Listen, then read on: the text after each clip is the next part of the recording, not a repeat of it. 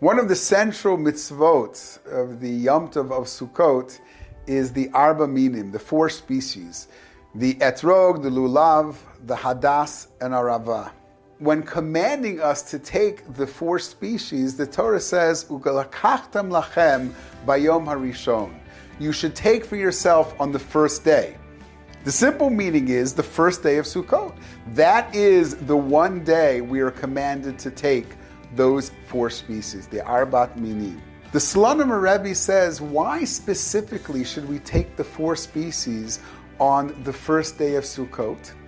And he quotes Chazal, who say, "Lekachtem lechem b'yom rishon," that it's the first day to the accounting of Aveirot.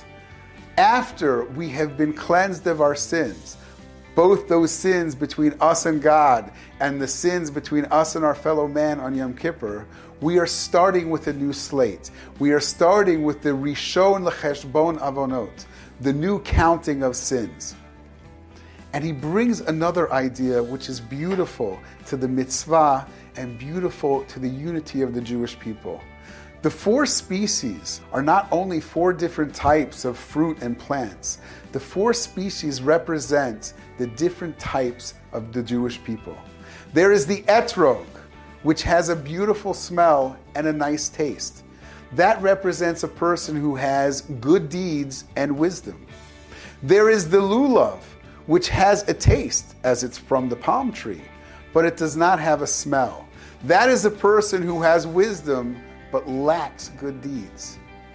Third is the hadas, the myrtle, which has a wonderful smell but is inedible, it's bitter. That's a person who has good deeds but lacks wisdom, lacks learning. And fourth is the arava, the willow. The willow has neither a good taste nor a good smell. And that represents the person who has neither learning or good deeds.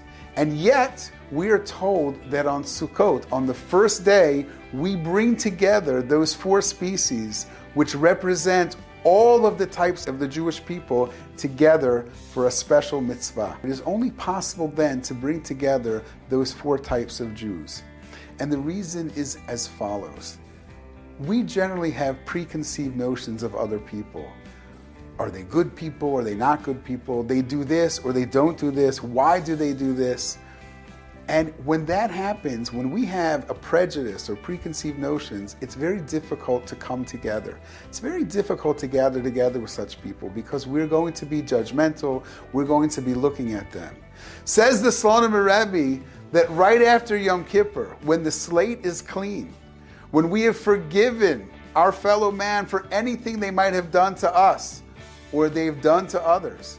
And we are forgiven as well by God because we've forgiven other people.